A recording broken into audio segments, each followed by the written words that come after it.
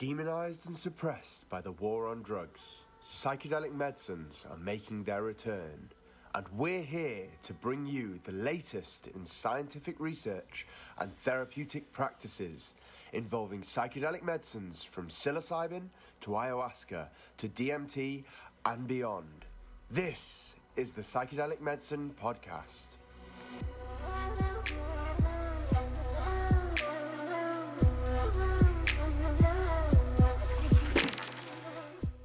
Hello and welcome to the next episode of the Psychedelic Medicine Podcast. I'm Dr. Lynn Marie Morsky, your guide on this journey, and today we're going to be talking with Joshua White about lessons learned from the first year of the Fireside project. Joshua White, who uses pronouns he, him, his, is founder and executive director of Fireside Project. Prior to launching Fireside Project, Joshua spent several years as a volunteer counselor on a helpline and as a Zendo Project volunteer. He also practiced law as a deputy city attorney at the San Francisco City Attorney's Office, where he focused on suing businesses exploiting vulnerable communities and co-teaching a nationally renowned clinic at Yale Law School. Now, I love this conversation with Josh because this helpline has been around for... I love this conversation with Josh because Fireside Project, as you probably know if you listen to the episode we did before they launched about a year ago, it is a peer-to-peer support line there for people who are undergoing challenging journeys or maybe people who want to integrate after journeys that they've had, as he discusses in this, up to decades ago. What an incredible service. But not only that, they've been gathering some data, anonymous data, that can help show what aspects of harm reduction are working, what areas lead people to seek out harm reduction, all kinds of information that's fascinating and really useful in promoting harm reduction and safe use of these powerful substances. Now, before we get started, just a reminder that the Psychedelic Medicine Podcast is for educational and informational purposes only. Nothing here is to be construed as a medical or legal advice.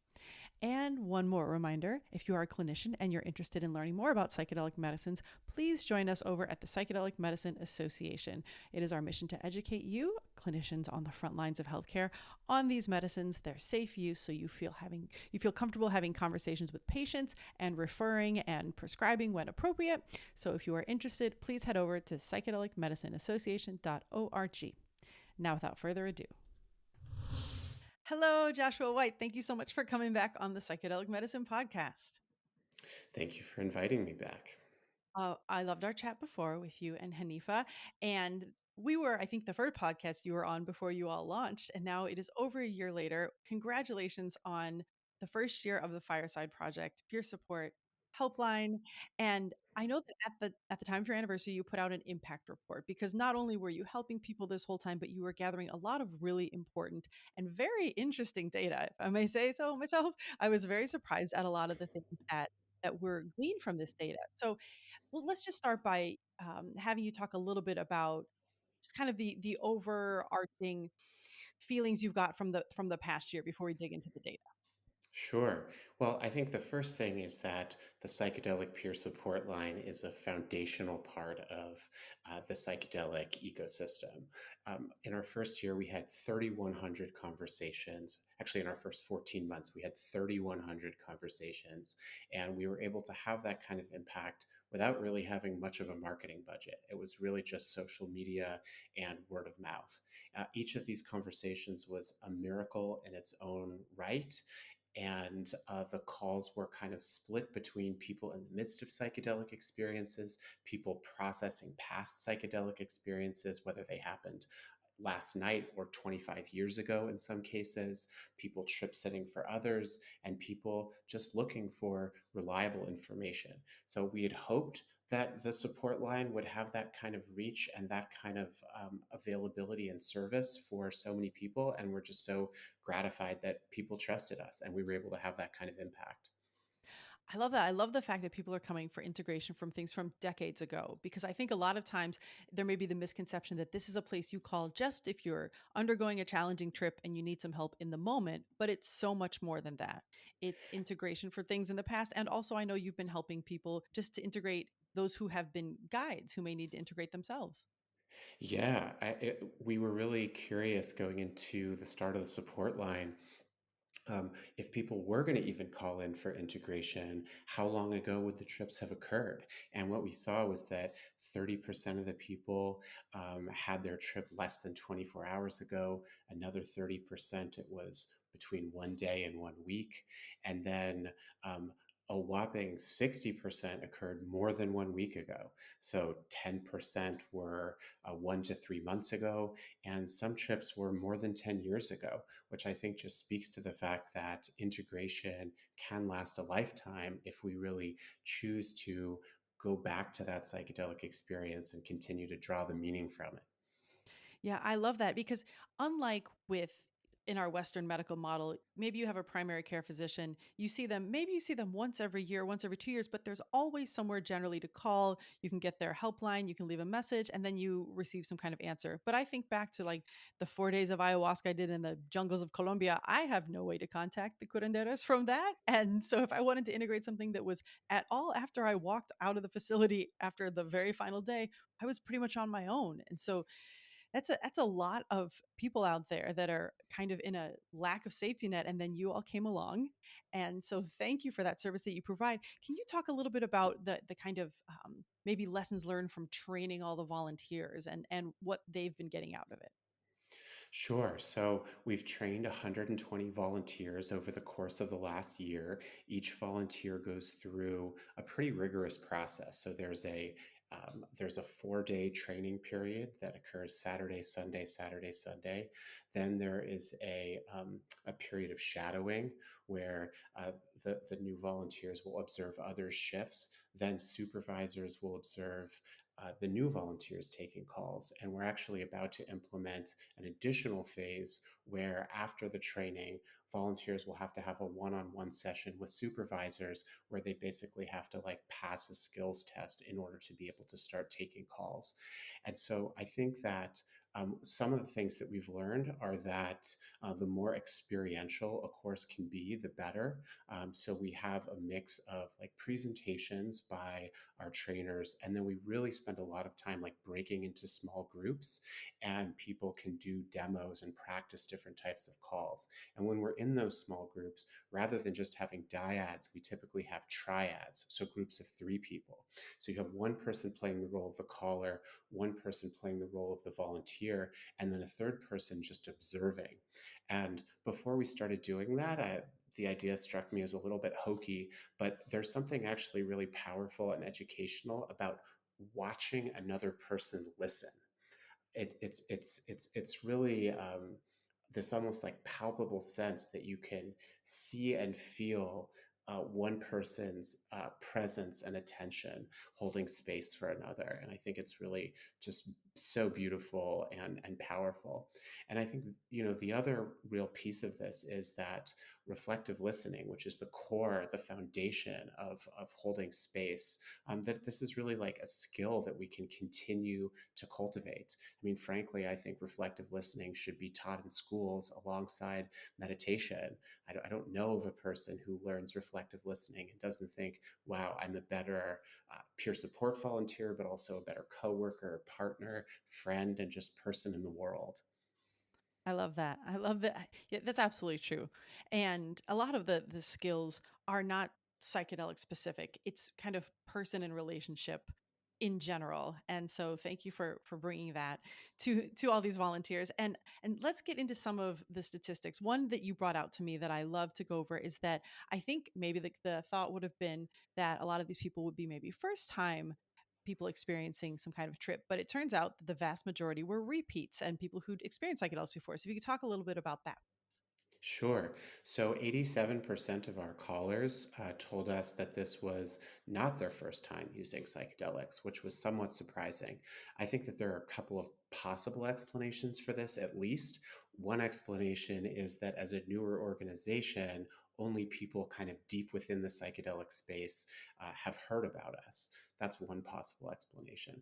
I think another possible explanation is that people who have taken psychedelics in the past maybe develop a sense of confidence that that they'll be just fine taking psychedelics home alone, and maybe bump up from 2 grams of mushrooms to 5 grams. And we've actually had a few callers who have said, "Oh, I'm an experienced psychonaut, but this one trip just kind of got away from me."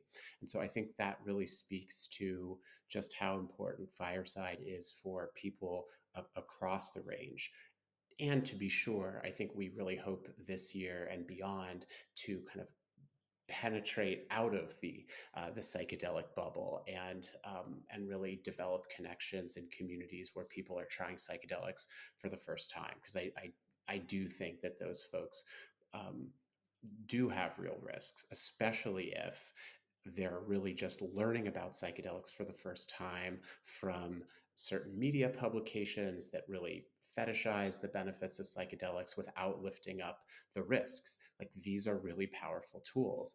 And one of the most common refrains that we hear from people, both during and after their trips, is, "I just didn't think it would be so hard." Maybe they watched Good Trip Netflix, maybe they read Michael Pollan's book, and they just didn't have the sense that psychedelics would work in the way that they do, which for the classic psychedelics is to create this feeling of ego dissolution.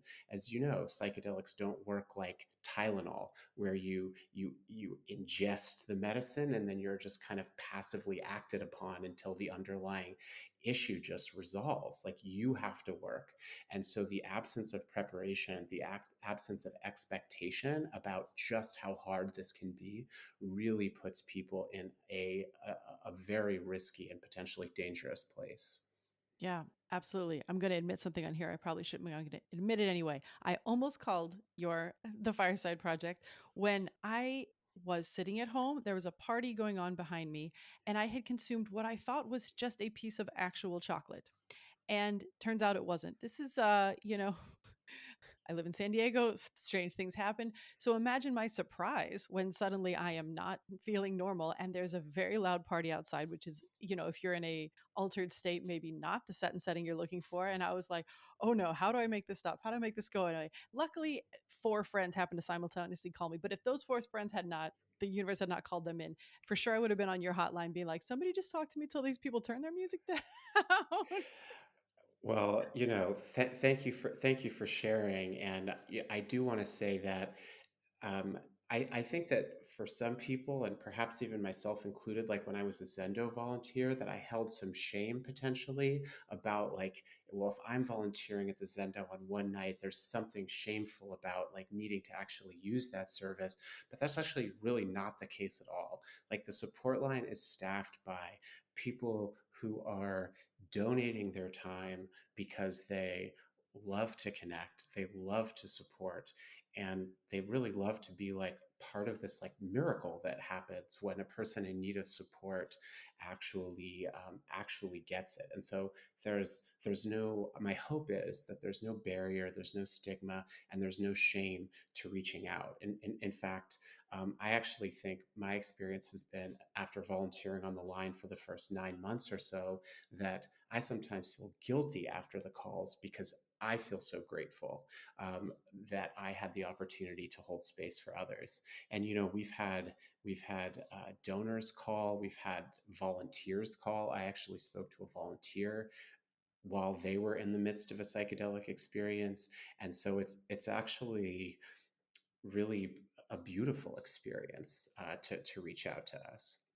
I love that. Thank you for sharing that, Josh. Anytime we can destigmatize and take some shame away from whatever it is, I'm all for it. So I appreciate you sharing that. Some of the things that I'm interested in when you're talking about, there's this conception that it's easy and then they didn't realize it was going to be so hard. I saw in the impact report that there were some um, groupings of feelings. Like, what are some of the kind of feelings that people are struggling with very often when they call the line? Sure. Some of the most common, well, first I should say that I believe upwards of 70% of people who reach out to us are in a state of distress, putting aside people who reach out just seeking information. So, a couple of things about that. One is that we are not a hotline, we are a support line. And so that means that we are delighted to support people who are both having intense experiences and also beautiful experiences. And all of that said, many of the people who reach out to us are in a fairly heightened state of anxiousness. Some of the feelings that are very common that we see are everything from anxiety is the most common, as well as feelings of overwhelm.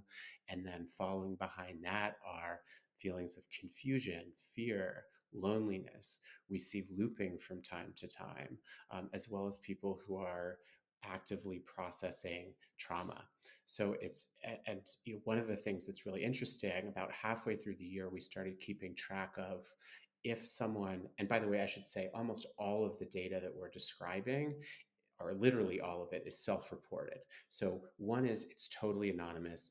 Two, we don't ask people questions. So we're not going to say to someone, like, tell me all of the feelings that you're experiencing right now. So really, this is just what comes up organically in a conversation with a volunteer.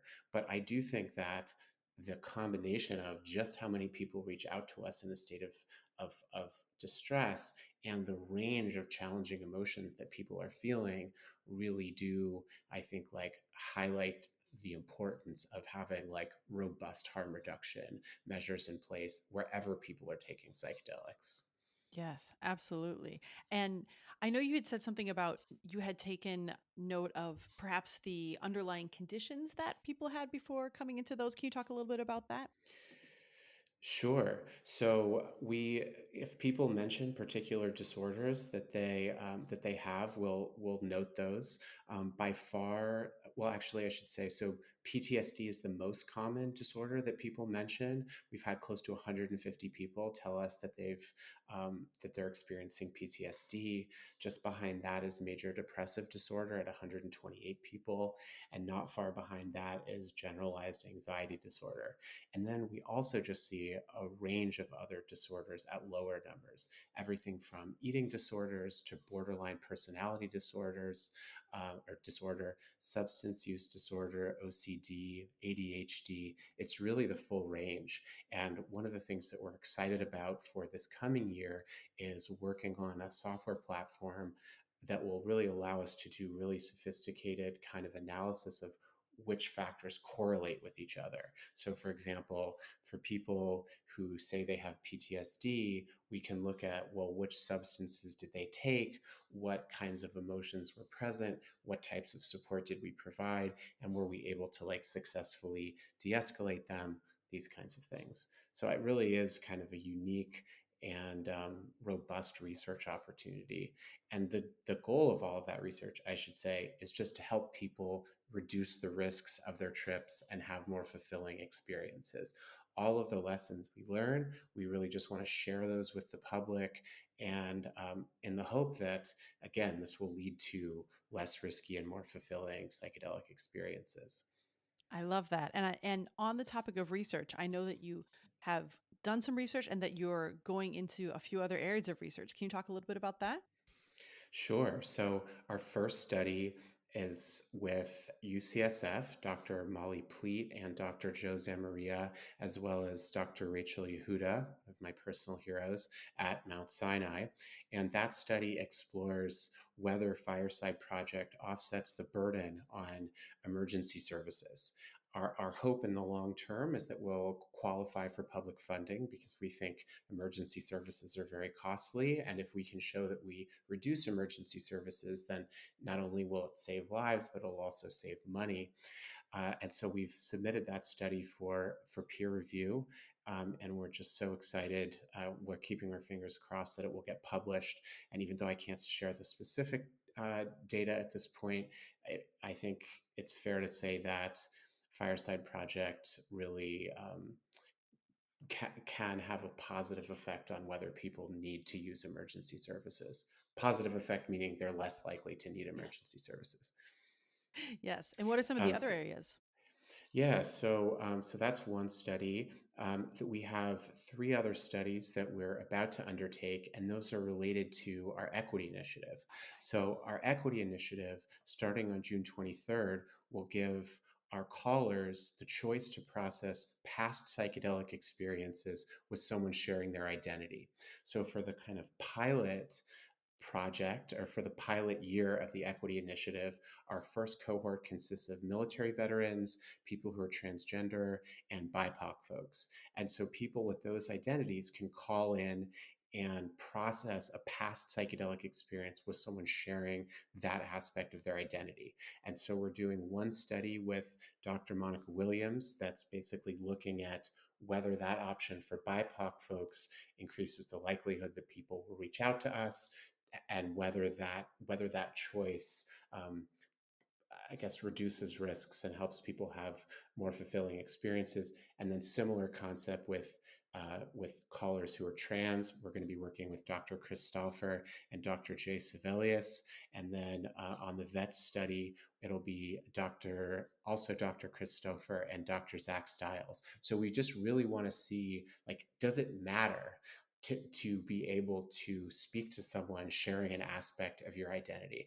Our hypothesis is that it almost certainly does, depending on why someone is reaching out. So, for example, if a person of color has a psychedelic experience where their experience of racial trauma comes up, probably that person, or I think there's a likelihood that that person may want to process that experience with someone who's had a similar life experience. And that's really the essence of peer support, right? Peer support is about using your own life experience as a way of helping others navigate similar life experiences. This is a very psychedelic idea, I think, people helping people, their credentials checked at the door.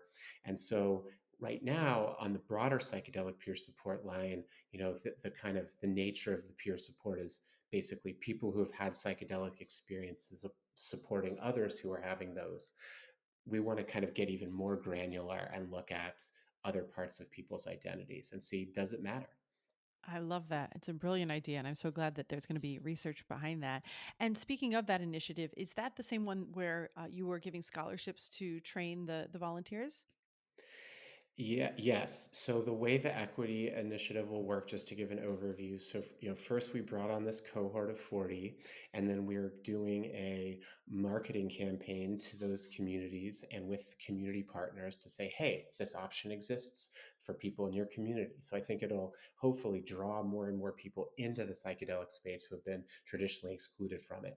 And then after those volunteers have worked at Fireside for a year, we'll be helping them pursue careers in psychedelics if they wish. So we'll do that in a couple of ways. One is through our equity fund, which we're raising money for now. And that's just basically grants to people who have completed 200 hours of psychedelic support. And then the other is through scholarships. And so to date, we've secured 5 scholarships from MAPS Public Benefit Corporation, uh, up to 10 from CIAS, 2 from Naropa, and we've also secured research internships with Robin Carhart Harris at UCSF, Monica Williams at University of Ottawa, and Chris Stauffer at the VA and Oregon State, sorry, Oregon Health Sciences University. So it's a really I think exciting way for folks to springboard their career into psychedelics, starting off with what we think of as close to 300 hours a year of training, right? Our training at the beginning, and then 200 hours a year on the line, as well as occasional community learning experiences. Wow. That's fantastic. What an opportunity. And I just love the thought process that went into that, because it's I don't know, it's just brilliant. Kudos. I'm sending 12 high fives. I just think it's such a, like you said, because a lot of people wanting to get in this field, they're not really aware of what it will take to have those conversations day in and day out. I think, Mm-hmm. they might just think it sounds like a great idea. They dive into one of the training programs, and then they may realize during that program, or maybe, when they're in practice, like, that's not a bandwidth that they have. No shame whatsoever. I can't see patients. It's like not everybody is cut out to be taking somebody else's energy for that many hours of a day. And so by volunteering, that's such a service to somebody who's thinking about going, and then such a service if they end up going, because then they're trained so well. So that's why I just think it's an incredible pipeline. Yeah, thank you. And we're lucky to have a pretty um, diverse group of volunteers, both in terms of their kind of like racial and sexual identity backgrounds, but also just in terms of where they are in their careers.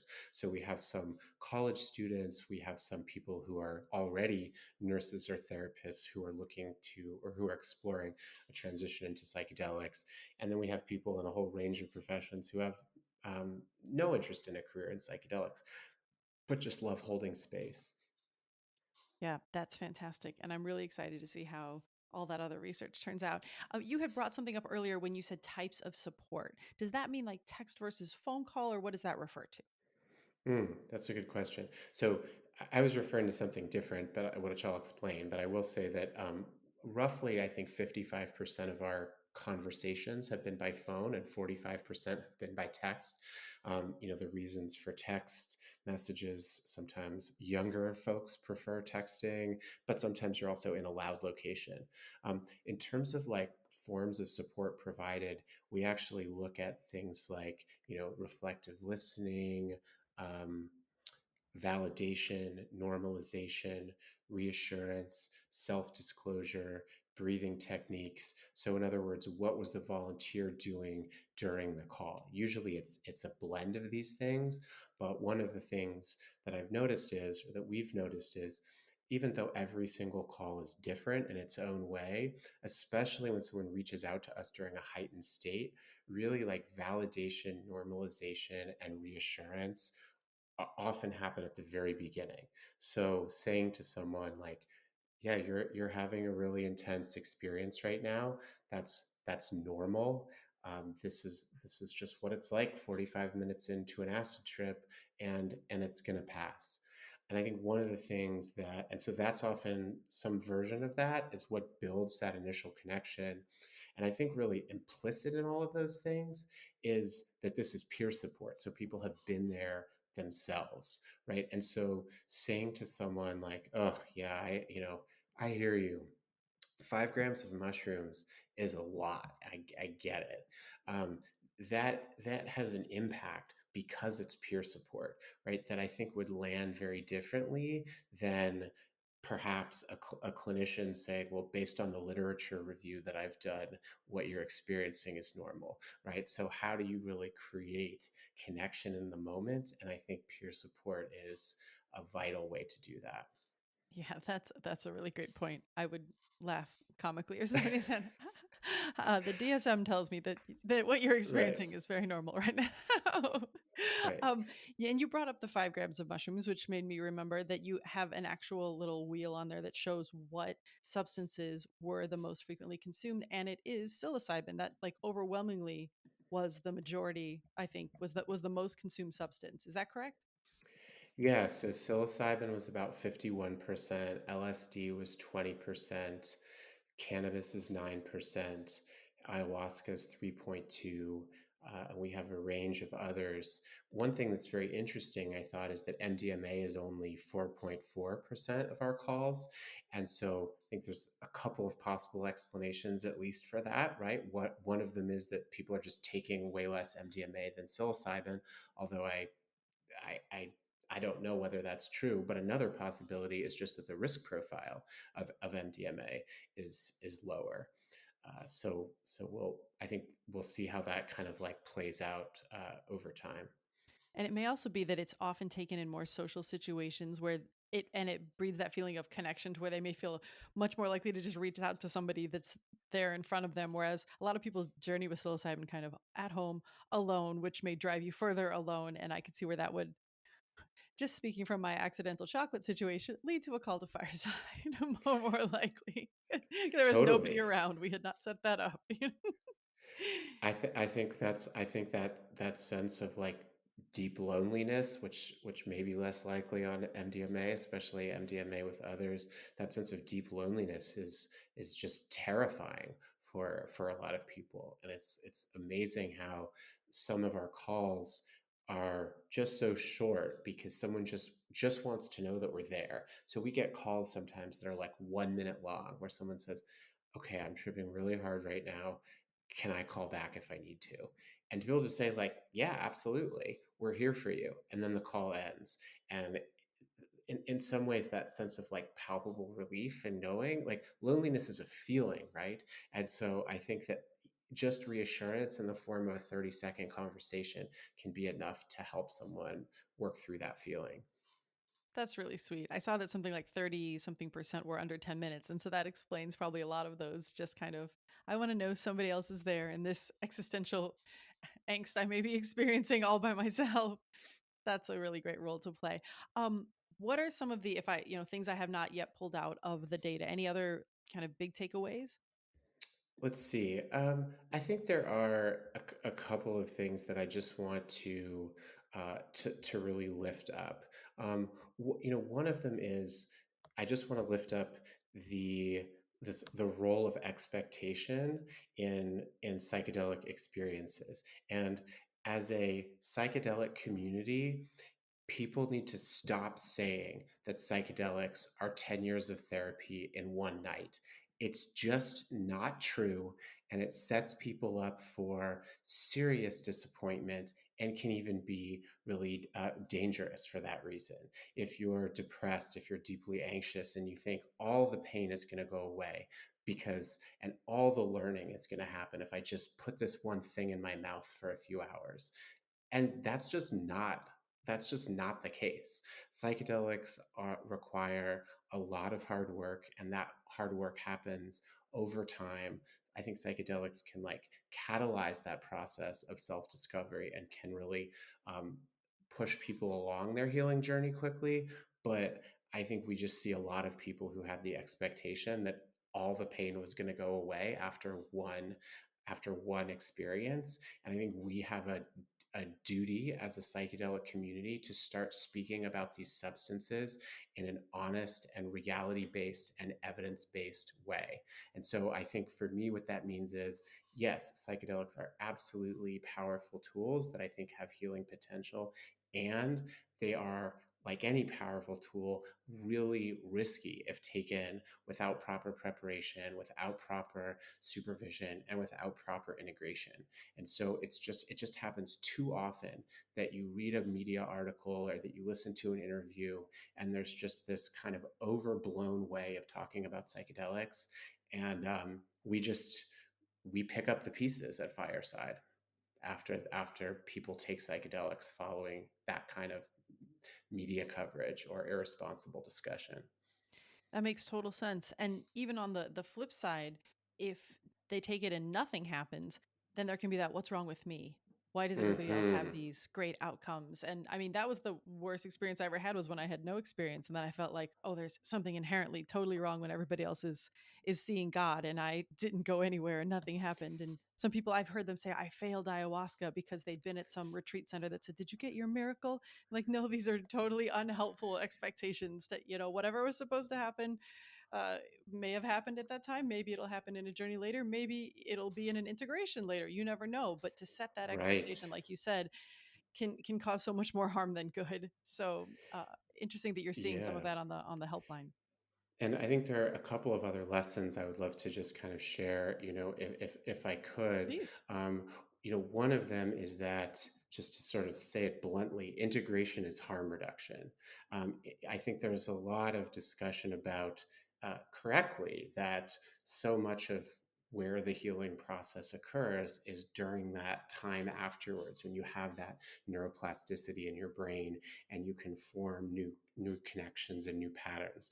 So I think there's a lot of discussion about the healing aspect of integration, and all of that is true. And I believe that. And the absence of integration can be risky, right? In other words, if you have a really powerful ego dissolution experience and you don't have someone to process that experience with, you can be really at risk, especially if you had an underlying trauma that was brought to the surface by the psychedelic experience. So I think there's at least two parts to integration: a healing part and a harm reduction part. And I think that's broadly true of a lot of parts of the psychedelic experience.